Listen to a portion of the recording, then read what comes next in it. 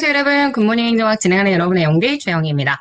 자, 우리 오늘 1장의 챕터 4 행정학 주요 이론 들어가야 되는데, 제가 본래 예정표에는 주요 이론 1, 2 두 번으로 나누어서 진행하려고 했는데요. 자료를 또 정리를 하다 보니까 주요 이론 1, 2, 3으로 나눠야 될 것 같습니다. 어차피 이번 주까지 제가 굿모닝 행정학 11월, 12월 과정을 하기로 했던 거여서요. 이번 주에는 법령 하루 줄이고, 그 다음 행정학 주요 이론 1, 2, 3 다 해서요. 6일차까지 채우고 7일차, 8일차 이렇게 해서 법령 내용들까지 싹 정리해서 업로드를 할 예정입니다. 그러니까 여러분들 지치지 마시고 잘 따라와 주세요. 자, 그러면 53일차 8주차 4일 들어가 보도록 하겠습니다. 1장 행정학의 주요 이론 첫 번째 파트입니다. 처방성을 강조하는 행정학과 과학성을 강조하는 행정학 이렇게 두 가지의 행정학이 있죠. 처방성을 강조하는 행정학은 행정학이 현실의 문제를 해결할 수 있어야 한다. 그래서 정책 결정 기능을 강조하고요. 과학성을 설명하는 것은 행정학이 실증 위주의 연구를 해야 하고 인과관계 규명을 통해 행정 현상 설명하는 것. 결재형보다는 집행이나 사실 위주의 연구들을 하자라고 이야기했죠. 대표적인 학자가 왈도, 사이먼 이렇게 들어갈 거예요. 전체가 부분을 결정하며 집단과 객단은 개인과 다른 독특한 속성을 보여한다고 보는 것. 방법론적 전체주의 입장입니다.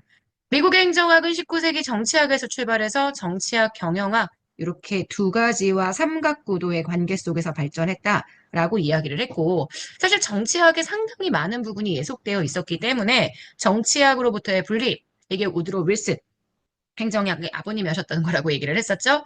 1883년 관료를 엽관이 아닌 실적을 통해서 임용해야 한다. 이런 펜들턴법의 설립을 주도했다라고 얘기하고 있고요.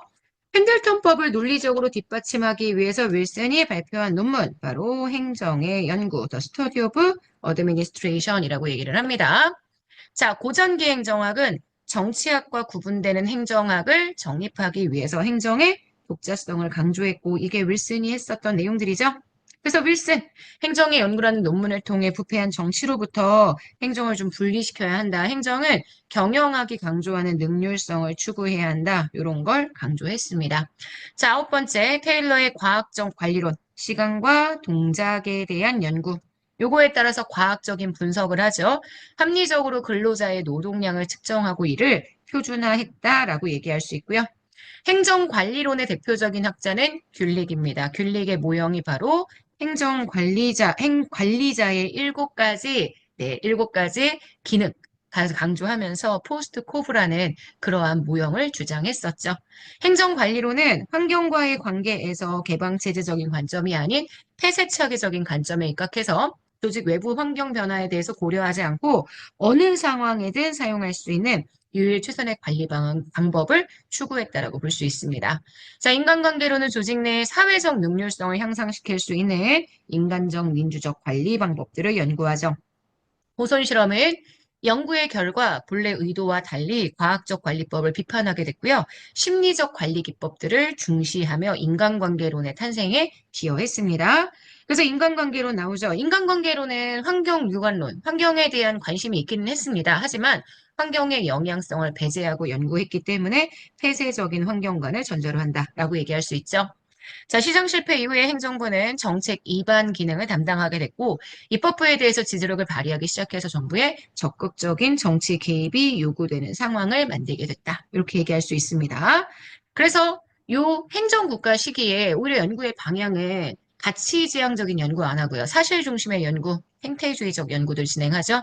행태주의에서 연구 대상이 되는 행태, 겉으로 드러나는 행동, 태도로 관찰 가능한 대상을 우리가 행태주의에서 얘기하는 행태라고 이야기를 하고요. 사이먼은 제한된 합리성을 전제하며 행정인은 합리성의 제약으로 인해 최선의 대안을 찾기보다는 적당히 만족할 수 있는 해결책을 찾는다. 이렇게 전제를 했습니다. 사이먼의 행태주의는 귀납적인 방식으로 연구하죠.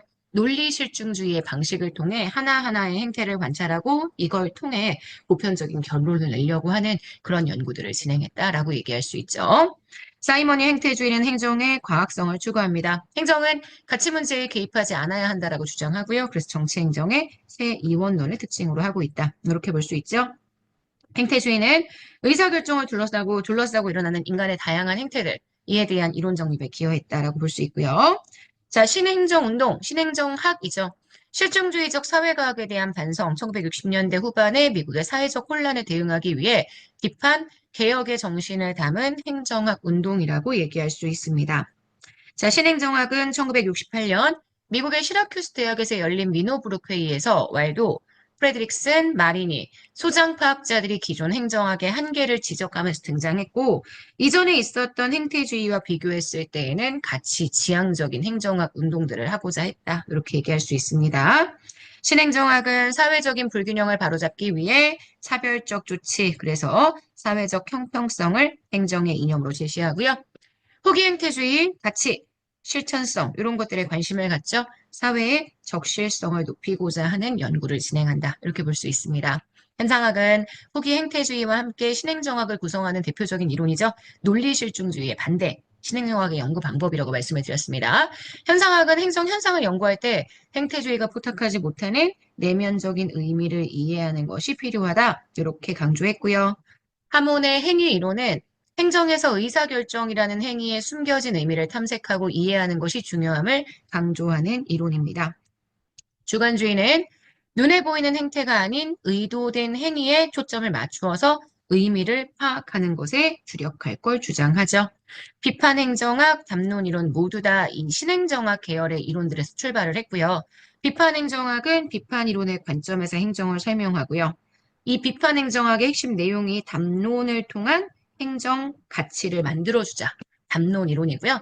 이 담론 이론은 구성원들이 정말 오랫동안 고민하는 수기의 과정을 거쳐서 시민민주주의의 절차 이런 것들이 나타나게끔 해주기 위한 방법입니다. 논변적 접근 방법은 주장의 정당성을 입증하고자 하는 접근 방법입니다. 그래서 비판행정학, 담론이론, 논변적 접근, 그걸 통한 수기민주주의 모두 다 신행정학에 관련된 내용들을 설명하는 이론이라고 보실 수 있습니다. 자, 그럼 문제 볼게요. 1번. 미국 행정의 발달 과정이요. 해제, 매제기죠. 해밀턴, 제퍼슨, 메디슨, 잭슨. 해밀턴은 연방정부에 힘이 집중되어 있는 중앙집권 강조했고요. 제퍼슨은 자유주의 강조했습니다. 메디슨은 다원주의 강조했죠. 정당 정치보다는 이익 집단을 더욱더 강조했다라고 얘기할 수 있고요. 잭슨은 분권주의라기보다는 아시겠지만 정당 정치에 대한 내용이기 때문에 지금 보시는 요 내용, 요 이익 집단 중시했다. 요게 지금 보시는 메디슨 내용이고요. 정당 정치 강조했던 게 잭슨, 그 다음 분권주의 강조했던 게 제퍼슨. 이렇게 해서 내용 정리해 주시면 되겠네요. 문제의 정답은 1번입니다. 자, 테일러의 과학적 관리론에 대한 설명으로 옳지 않은 것. 관리자는 생산 증진을 해야 노사 모두를 이롭게 만들 수 있습니다. 조직 내의 인간은 사회적인 욕구에 의해서 동기가 유발될 수 있다. 이거는 인간관계론 내용이고요. 과학적 관리론의 내용은 아닙니다. 업무와 인력을 적정하게 결합하는 역할은 결합하는 방법을 찾는 건 관리자에 의해서 결정이 되어야 하고요. 업무 수행에 관한 유일 최선의 방법을 찾기 위해 동작 연구, 시간 연구, 요거 진행하는 건 과학적 관리론의 내용입니다. 문제의 정답은 그래서 2번입니다. 자, 3번입니다. 다음 중 호손 실험에 대한 내용으로 가장 옳은 것. 인간관계론의 이론 틀을 만들었고요. 테일러의 과학적 관리법을 비판했습니다. 개인의 생산성 향상에는 물리적 작업 환경보다 인간적인 그러한 요소들이 중요하다. 이게 특징이고요. 본래 실험 의도는 작업의 과학화, 객관화, 분업화 이런 걸 발견하고자 했지만 결과적으로 인간적인 의도, 사회적인 능률성의 중요성을 발견했다. 이렇게 얘기를 해줘야 되겠네요. 그래서 X입니다.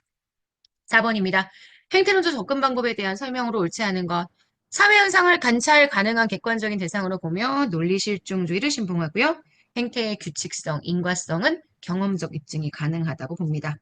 연구에 있어서 가치와 사실을 구분해서 사실지향의 연구를 주로 진행하고요. 집단의 고유한 특성을 인정하지 않는, 그래서 하나하나의 개별 개체들을 다 연구해서 이걸 통해 보편적인 결론에 도달하는 방법론적 개체주의의 입장을 취합니다. 문제의 정답이 되는 건 그래서 3번입니다. 자, 5번입니다.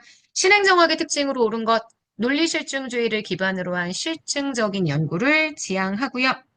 이거는 실증주의 연구를 지향하는 건 행태주의죠. 정치행정 1원론보다 2원론에 가까운 입장? 아닙니다. 1원론에 가까운 입장이고요. 기업식의 정부 운영을 추구하는 건 NPM, 신공공관리론의 특징이죠. 미국의 사회 문제 해결을 위해서 대두되어 적실성 있는 행정학 연구, 가치지향적인 연구를 지향한다. 이렇게 얘기할 수 있습니다. 자, 여기까지 해서 우리 오늘 행태주의 내용까지, 행태주의와 신행정학 내용까지 정리를 했습니다. 자, 내일은 개발도상국을 위한 연구부터 시작해서요. 저희 신제도주의까지 나가보도록 하겠습니다. 여러분, 오늘 하루 정말 여러분 거고요. 우리는 내일 아침에 만날게요. 여러분, 안녕.